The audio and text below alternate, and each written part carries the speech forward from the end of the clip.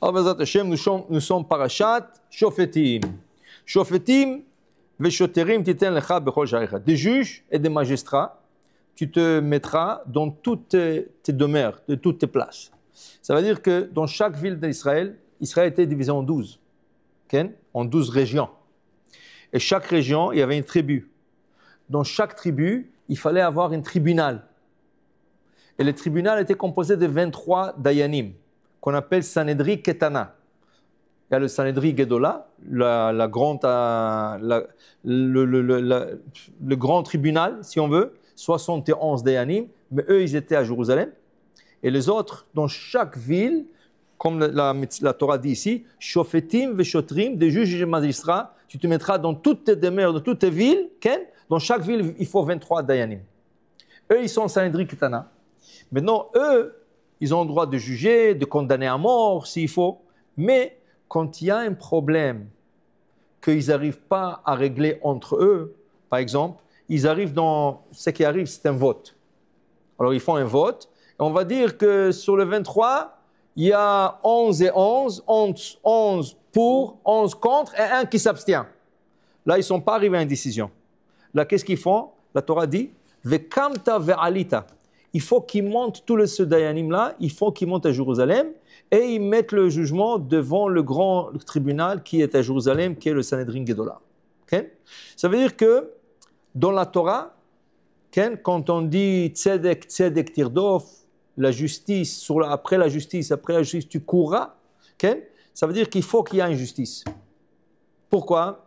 Parce que Rachid dit, il explique que s'il n'y a pas de justice, si le dayan s'est trompé, il s'est peur aussi, non? Le dayan, il a écouté d'une manière et il a décidé que c'est ça. Le dayan peut se tromper aussi, non? Dit Hachem, au dayan, tu me forces maintenant à, par exemple, tu as dit à quelqu'un, tu as dit à Rouven, hey, Rouven, tu dois $20,000 à Shimon. Comment? Il dit oui, selon qu'est-ce que j'ai écouté, selon qu'est-ce que j'ai décidé, selon qu'est-ce que j'ai lu, selon la manière que c'est. Alors Hachem dit, mais il n'a pas besoin de lui donner. Maintenant que tu lui as forcé de donner, moi je suis obligé de le combler. Je suis obligé d'emmener ce $20,000 de quelque part pour lui donner, pour rendre la justice. Alors quoi? Alors le dayanim, qu'est-ce qu'ils vont dire? Alors ils vont même de rien dire. Pourquoi se tromper? Si je me trompe, je mets Dieu mal à l'aise. Regarde, il a mal fait. Non. Mon cher Rabbeinu leur dit non. Faites qu'est-ce que vous avez. En la dayan et la mashouroe. Le dayan jugera selon ce qu'il voit, selon ce qu'il comprend, selon la si'ata de Shmaya, selon l'aide du ciel qu'il reçoit. S'il se trompe, il se trompe. Est-ce que ces dayanim, ils ont une expérience dans les Bien lois, sûr. dans les lois? Obligé, il est obligé de connaître tout le Shulchan Aruch. Et au moins la partie de Mamonot, la partie qu'on appelle Choshen Mishpat, qui traite de tous les litiges monétaires. Okay? Il est obligé, sinon, comment il va être dayan? Okay? Par exemple, la manière que la Torah pense et la manière que le système laïque il pense, ce n'est pas du tout la même chose. Okay? Je vous donne un exemple. Il y avait un grand rave au temps du Maïmonide qui s'appelait le Ibn Ezra, Rabbi Abraham Ibn Ezra. C'était un génie de la Torah. Okay? Il connaissait toute la Torah par cœur. Okay? Seulement, il n'avait pas de mazal. Il n'y avait pas beaucoup de mazal.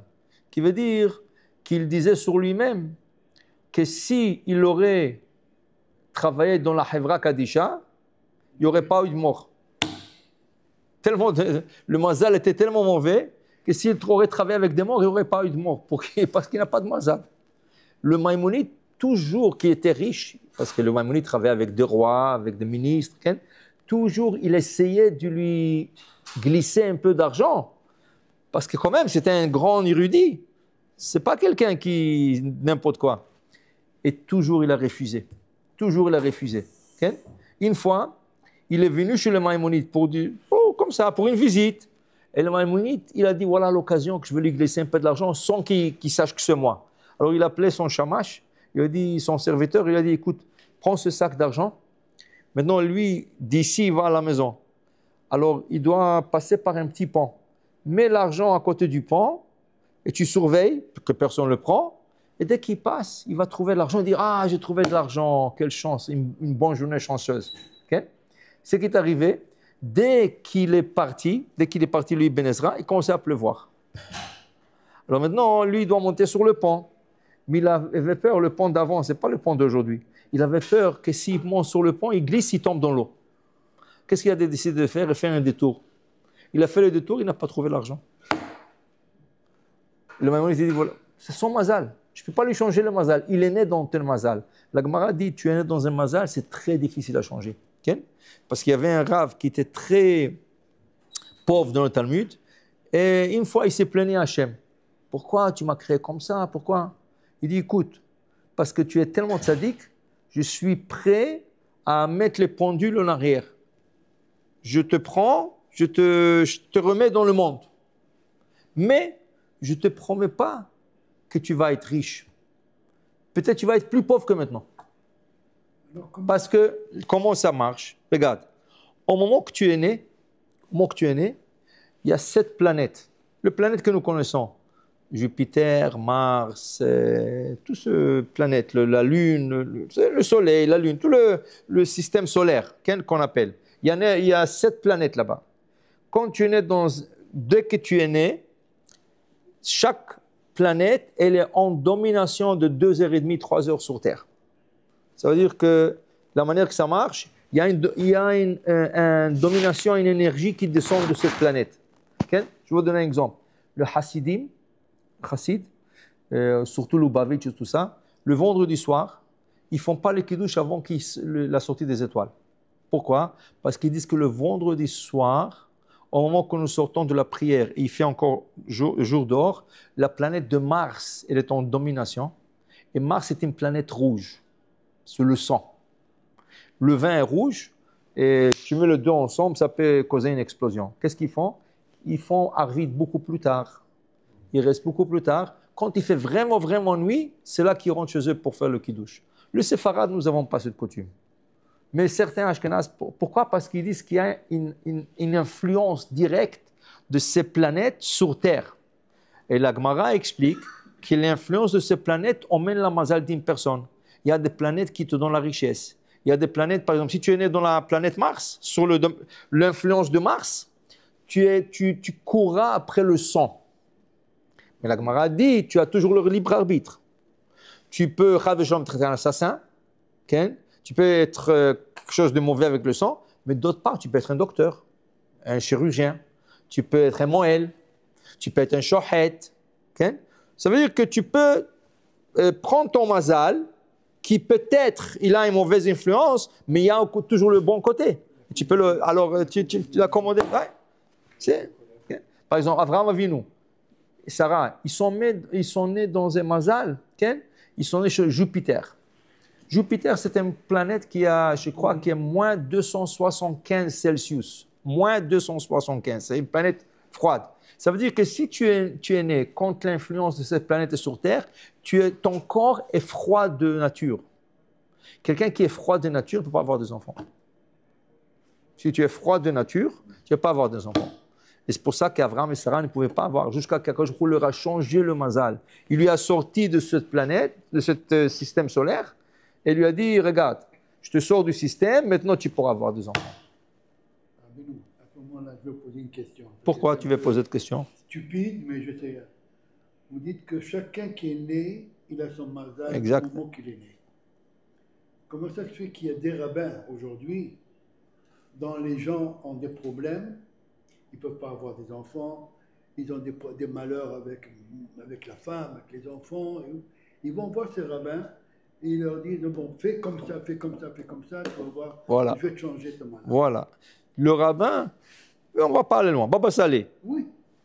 Quand les gens viennent à Baba Salé, sur place, okay, ce rabbin, ils ont un lien direct avec le ciel. Et ils ont le pouvoir de changer ton mazal. Mais, qu'est-ce qu'il disait le Baba Salé avant de te donner un bracha? Il faut que tu acceptes quelque chose sur toi. La fameuse histoire de Baba Salé, qu'il y avait un qui est venu en chaise roulante, lui a dit, tu es au Shomer Shabbat? Il a dit non. Tu veux marcher? Il dit, bien sûr. Il dit, est-ce que tu me promets maintenant d'être Shomer Shabbat? Il dit, oui, mais ça va marcher. Il dit, tu me promets? Il dit, oui. Il dit, lève-toi. Le gars a dit, moi, je ne peux pas me lever. Il dit, lève-toi. Il s'est levé. OK? Il y a une histoire quand on va Salé. Il y a un monsieur, il a un virus. C'était un virus qui lui dévorait le corps de l'intérieur. Comme ça, il a attrapé un virus comme ça. Et de jour en jour, au point qu'il a perdu connaissance, et le docteur lui donnait même pas... Quelques jours plus tard, ils sont venus, le docteur, le grand professeur de l'hôpital, lui dit à sa femme, il dit, écoute madame, fais des adieux à ton mari parce qu'aujourd'hui, c'est le dernier jour. Ayom, il lui dit en hébreu, Ayom, c'est Ayom Acharon. Aujourd'hui, c'est le dernier jour. Alors, elle a entendu ça, elle a commencé à pleurer. Ils avaient ensemble une fille de 17 ans. Elle a pleuré, elle a pleuré, elle a pleuré. Alors, une infirmière, elle lui a dit, madame, est-ce que tu es partie voir le Baba Sali? Comme ils n'étaient pas religieux, elle dit non. Elle dit, je te suggère, regarde, selon qu'est-ce que le docteur t'a dit, va voir le Baba Sali. Il dit, où est-ce qu'il est? Il dit, à Netivot. C'est 1 heure de voyage en autobus. Il dit, écoute, tu veux que ton mari meure, c'est mieux. Va voir le Baba Sali, peut-être qu'il va sauver ton mari. Donc, tout de suite, elle a pris des directions, elle est partie voir le Baba Sali. Et quand ils sont arrivés à Netivot, le Baba Sali, il avait une règle. Il ne voyait jamais de femmes. Si une femme avait une demande ou une bracha ou quelque chose, un shidour, n'importe quoi, tu donnes le papier au gabay, tu donnes un truc, et lui il passe au Baba Sali, et lui elle lui répond, et le gabay. Alors, ils ont écrit que elle a écrit que voilà, son mari, tout ça. Et le Baba Sali, il entend dehors une femme qui pleure. Il dit, oh gabay, qu'est-ce qui se passe? Qu'est-ce qu'il y a dehors? Il dit, une femme, elle a dit que son mari, ça y est, aujourd'hui le docteur lui a dit, merde. Elle a dit, fais-la rentrer. Le gabay était stupéfié parce que jamais le Baba Sali faisait rentrer une femme dans sa chambre. Il a dit, fais-la rentrer là-bas. Il est rentré avec la fille, ils n'étaient pas bien habillés. Alors on leur a donné quelque chose, le maître. Et le Baba Sali a dit, pourquoi tu pleures? Il a dit, voilà, qu'est-ce que le docteur il a dit? Il a dit, aujourd'hui, Yom HaAcharon, c'est le dernier jour. Le Baba Sali, il a mis comme ça la tête pendant 10 minutes comme ça. Il a levé la tête. Il a dit, écoute, tu veux que ton mari vit? Il reprend la vie? Il dit, oui, bien sûr. Il dit, tu feras tout ce que je te dis? Il dit, oui, tout ce que tu me dis, je fais. Il dit, écoute, en sortant d'ici, tu rentres dans un magasin d'habillement de femmes, Tzniout. Je veux que tu changes tes habits, l'habit de ta fille, et tu commences à te comporter comme une femme tsanoua. Ça veut dire bien discrète, bien habillée. Est-ce que tu acceptes? Il dit, bien sûr, j'accepte. Il dit, ok, ça y est. Va, ton mari, ça y est, il a guéri. Elle a dit, comment ça, elle a guéri.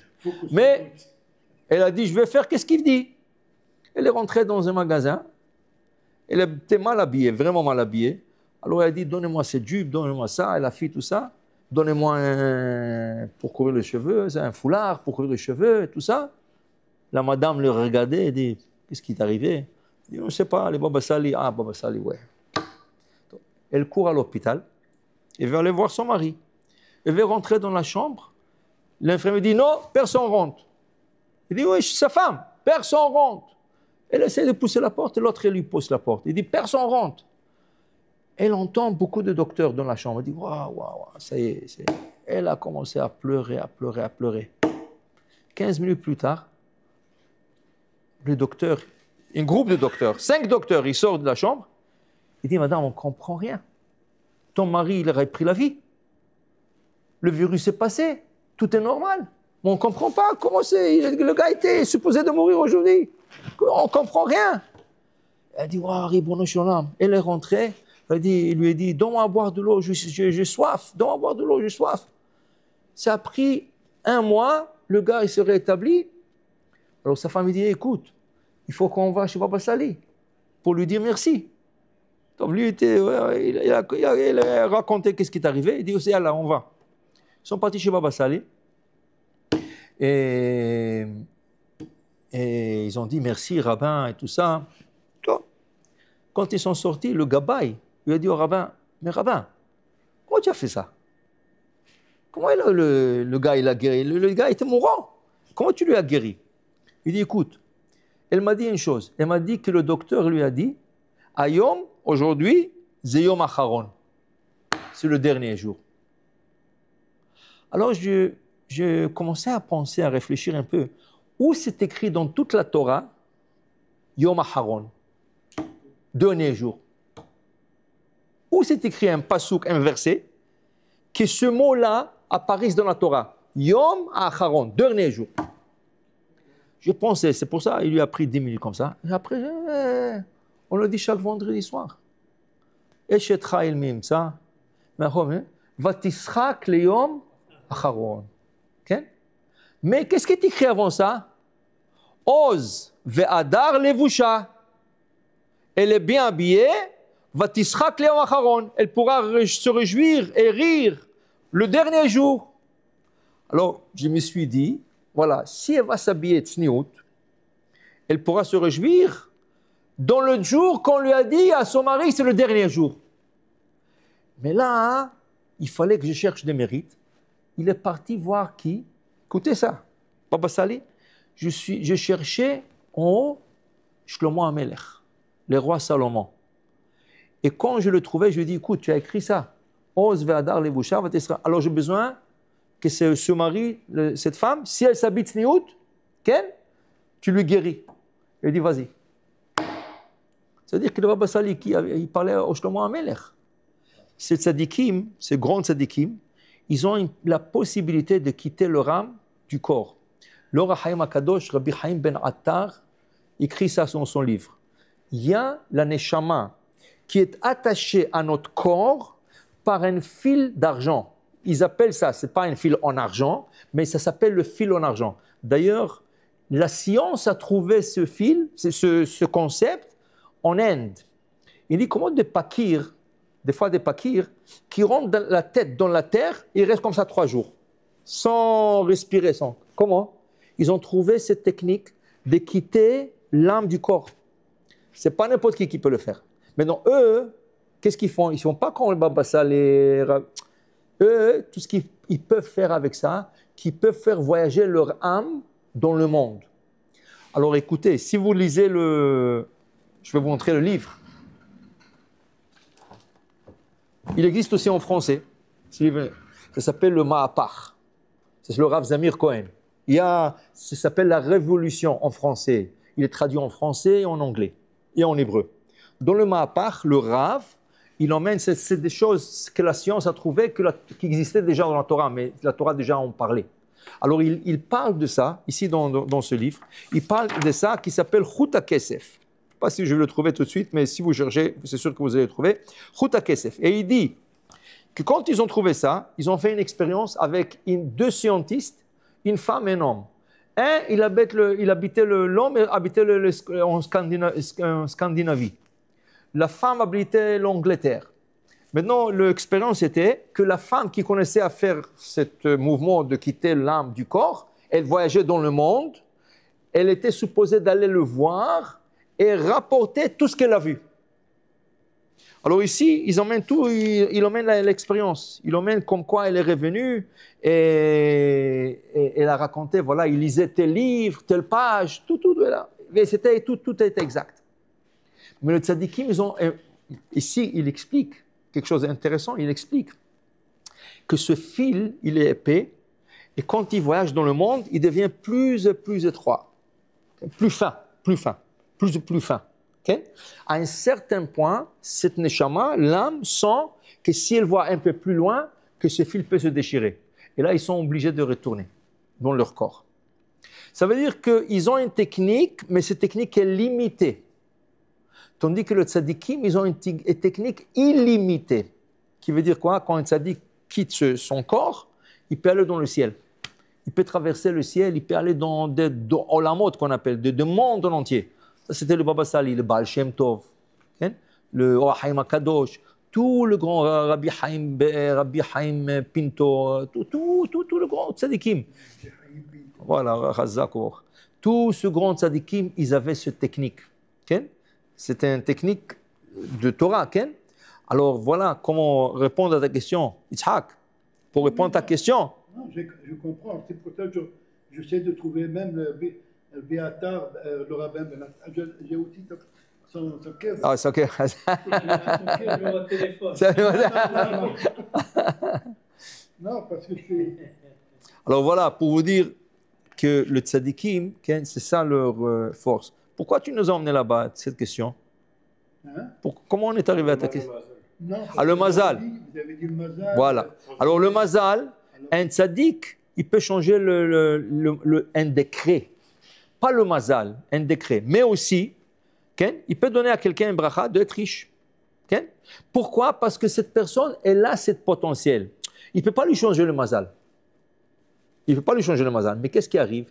Cette personne est en train de faire quelque chose qu'on lui enlève le mazal. Il doit être riche, mais il n'est pas.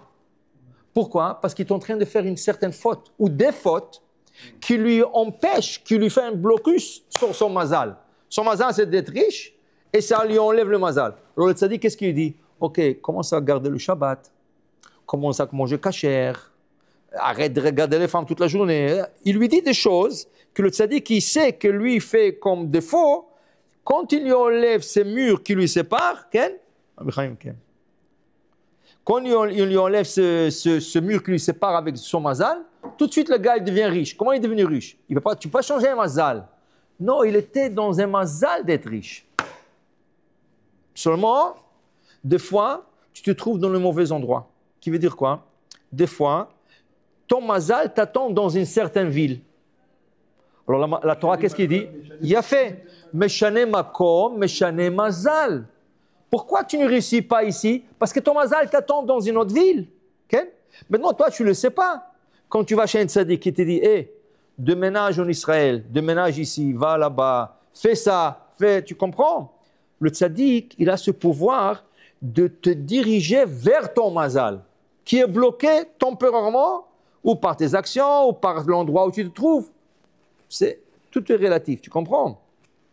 Alors c'est ça. L'influence de ces planètes sur Terre font que nous, la Terre ou la personne qui est née dans ce mazal est influencée par le mazal où est-ce qu'il est né. Il a fait. Alors on retourne à la paracha de Shoftim. Et dans cette paracha, tu es obligé d'avoir la justice. Et la justice, c'est dans chaque ville, tu es obligé d'avoir des juges. Maintenant, eux, ils peuvent peut-être se tromper, mais normalement, ils ne se trompent pas. Pourquoi? Parce que Dieu leur donne ce qu'on appelle si'ata d'ishmaya, aide du ciel pour qu'ils ne se trompent pas. Mais des individus peuvent se tromper. Et Hachem dit, tu t'es trompé, maintenant tu m'as obligé de compenser, de combler, de réparer tout ce que tu as fait faux. Maintenant, toi, tu es un homme, alors tu ne vas pas être jugé au ciel. Tu t'es trompé. Alors personne ne voudra être juge. Personne ne voudra être juge. Non, toi tu fais, qu'est-ce que tu penses? Qu'est-ce que ton corps et ton cœur te dit? Qu'est-ce que ton cœur te dit? Il y a une fameuse histoire à Ravadia SF, après la guerre des 6 jours, il y avait 100 soldats qui ont disparu. Ça veut dire que 100 femmes sont restées agounot. Agounot, ça veut dire que la femme ne peut pas se marier. Tant qu'on ne sait pas que son mari est sûr mort, cette femme, il est possible qu'il vit. Il est dans une captivité ou quelque part, ou il s'est sauvé dans une autre ville. Mais non, si elle se marie et son mari est vivant, ses enfants vont être des bâtards. Elle commet l'adultère. Alors on ne prend pas de chance. Alors il y avait 100 femmes comme ça après la guerre des 6 jours. Après l'Holocauste, c'est des milliers de femmes. Ce n'est pas 100, c'est des milliers de femmes qui ne savaient pas si leur mari était brûlé dans le crématoire, si leurs maris ont été tués. Ils ne savaient pas. Alors, à la période de l'Holocauste, qu'est-ce qu'ils ont fait? Il y a ce qu'on appelle « Eter shel mea rabbanim », la permission de 100 rabbins. Tu ramasses 100 rabbins et ces 100 rabbins décident sur place d'annuler le mariage de ces femmes. Alors ils disent, quand tu donnes la bague à la femme, qu'est-ce que tu dis? Qu'est-ce que tu formules?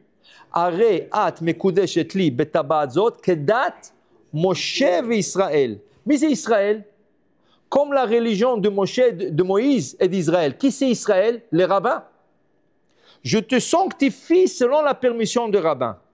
Mais si un jour le rabbin décide de lui enlever la permission d'être marié, cette femme devient célibataire, sans guette.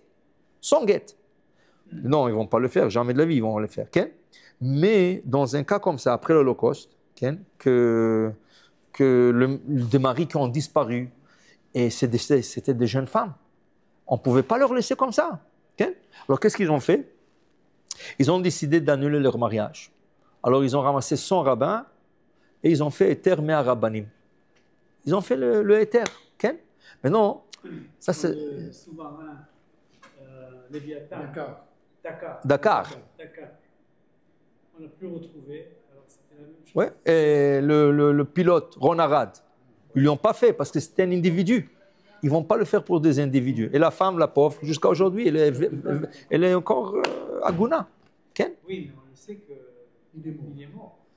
Ils ne savent pas parce qu'ils n'ont pas trouvé le corps. Tant qu'ils n'ont pas le corps, tu ne peux pas le déclarer mort.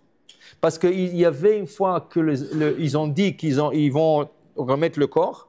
Et quand ils sont arrivés, ils ont fait le ADN sur place et ce n'était pas lui. Et aussi maintenant, avec ceux qui ont été kidnappés, il y avait un, je ne me rappelle pas du nom, ils ont dit que c'est lui. Ils ont fait l'ADN, ce n'était pas lui. C'était un autre corps. Parce qu'ils peuvent tricher.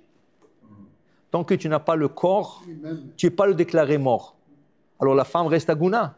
Même les Bibas qui ont été tués, ils ont envoyé un corps d'un... Voilà, Bibas, c'était Bibas. D'une femme. C'est ça. Ils ont fait Voilà, la femme Bibas, la pauvre, avec les 2 enfants. Voilà. Est-ce que ces 100 rabbins, ils ont fait des enquêtes Non. Juste ils disent, nous annulons, comme à Tarat Nedarim, nous annulons le mariage.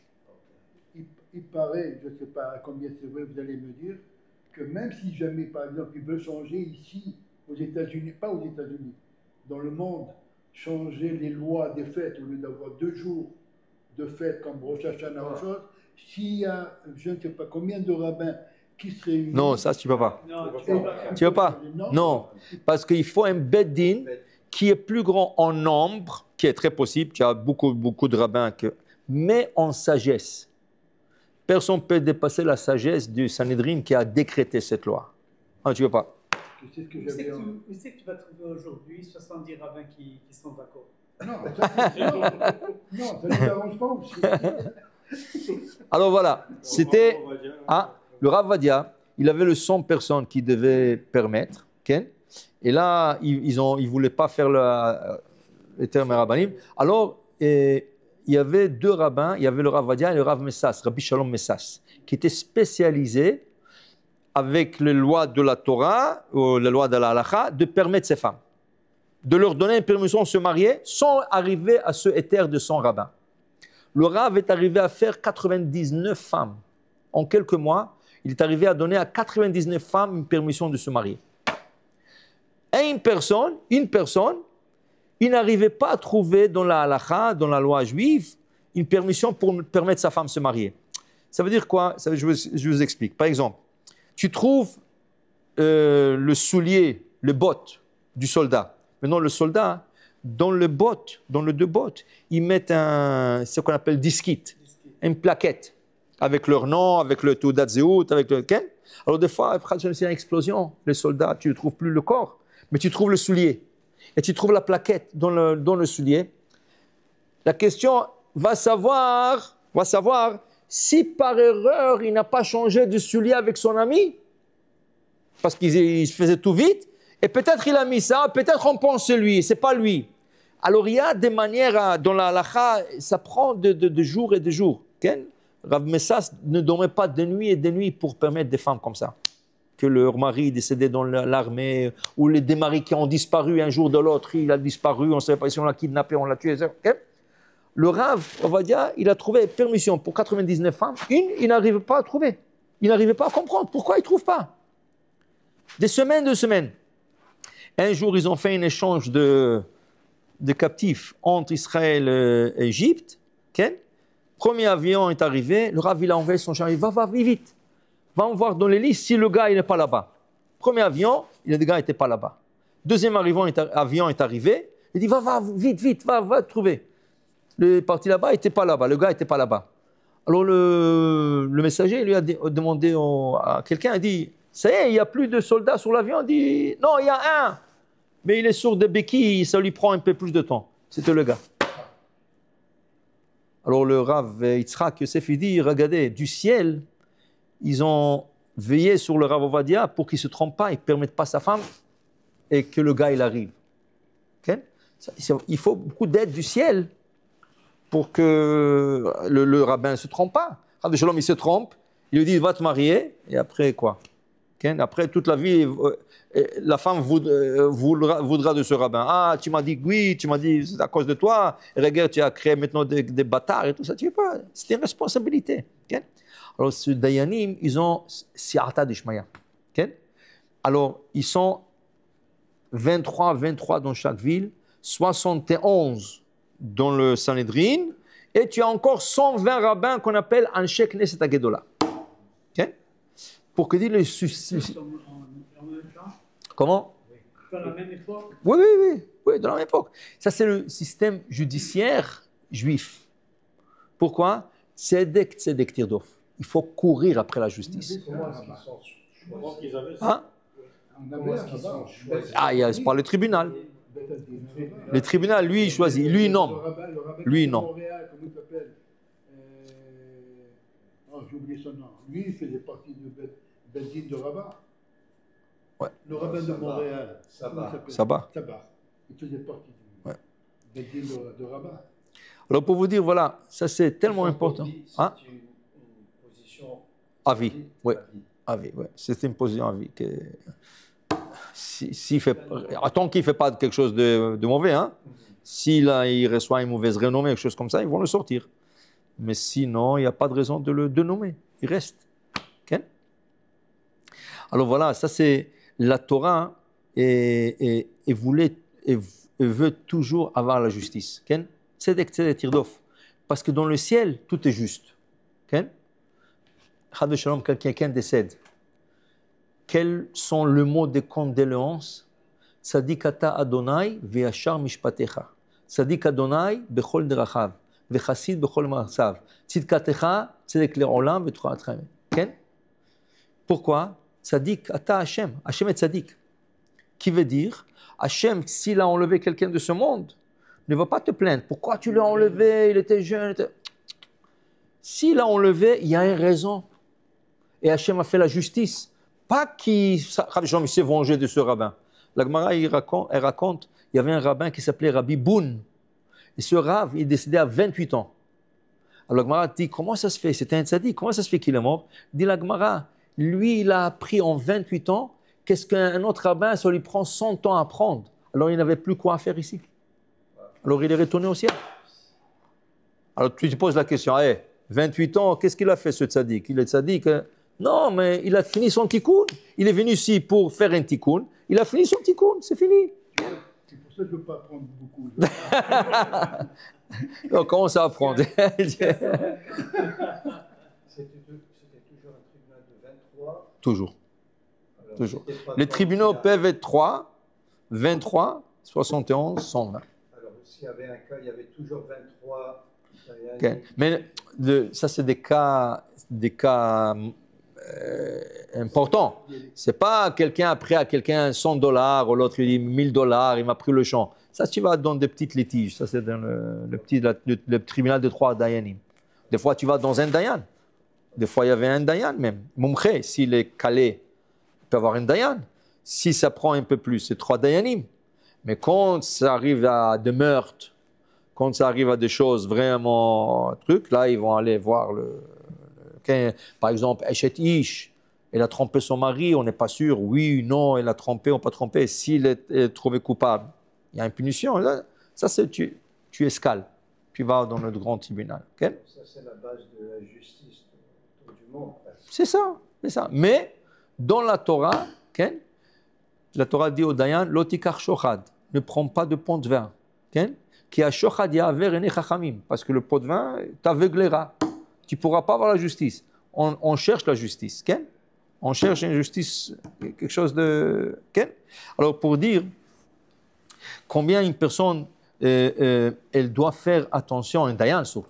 Un dayan doit faire attention. Pourquoi? Parce que la Torah, aujourd'hui, dans la paracha, okay? Et alpi a Torah asher yerucha. Tout doit être selon la Torah. Alors, je retourne à l'histoire quand on a commencé. On a dévié un peu. Le Maïmonite et le Ibn Ezra. Alors, il n'a pas trouvé le sac d'argent. Ce Ibn Ezra, un jour, dans son époque, il y avait une histoire, 2 personnes qui marchaient dans le désert, et un troisième qui s'approche. Monsieur, s'il vous plaît, ça fait 2 jours que je suis perdu ici. Je ne connais pas la route de sortir, et j'ai faim, je n'ai pas mangé, je pense que je vais m'évanouir et tout ça. Il dit, non, non, non, attends. On a des sandwichs avec nous, on va se partager. Nous, on connaît un peu la route, on va se partager, on va sortir d'ici, t'en fais pas. Okay? Alors, ils avaient des sandwichs, ils ont mangé ensemble. Okay? Et en total, un, il avait 2 sandwichs, l'autre, il avait 3 sandwichs. Et ils sont partagés entre eux. Ils ont mangé, et ils sont arrivés à sortir de ce désert. Une semaine plus tard, ce monsieur, il paraît qu'il était riche. Il est venu le revoir, le 2. C'était des commerçants. Il dit, vous savez, vous m'avez sauvé la vie. Je ne sais pas qu'est-ce que j'aurais fait sans vous. Alors, je suis venu vous remercier un peu. Il leur a amené 5 pièces en or. Beaucoup d'argent à cette époque. Alors, il dit, voilà. Alors, celui qui avait le 3 sandwichs, il dit, OK. Alors, moi, je reçois 3 pièces. Et mon ami 2. L'autre, il lui dit, pourquoi tu dis ça? Quand on a mangé ensemble. Alors, c'est le 5 pièces, c'est 2,5 pour moi, 2,5 pour toi. Ils ont commencé à se chamailler et dit, on ne va pas tuer notre amitié pour 5 pièces en or. On va aller chez le Dayan, chez le rabbin. Alors, ils sont partis voir l'Ibn Ezra. L'Ibn Ezra, il a entendu le cas et dit, OK. Selon la Torah, celui qui avait 3 sandwichs reçoit 4 pièces en or, et celui qui avait 2 sandwichs reçoit 1 pièce en or. Les 2 sont regardés. C'est selon la Torah. Tu t'amuses ou quoi? Il n'y a pas un 3e choix. C'est ou 3 et 2, ou 2,5 et 2,5. D'où tu as sorti ça, 4 et 1? Il dit, c'est très simple. Très simple. Combien de sandwichs en total que vous avez eu? 5. Okay? Combien de personnes vous êtes? 3. Alors, si je prends 5 sandwichs et je coupe chaque sandwich en 3, combien de parts j'ai devant moi? 15. J'ai 15. Si vous êtes 3 et vous avez mangé à part égale, ça veut dire que chacun d'entre vous a mangé 5 morceaux. Okay?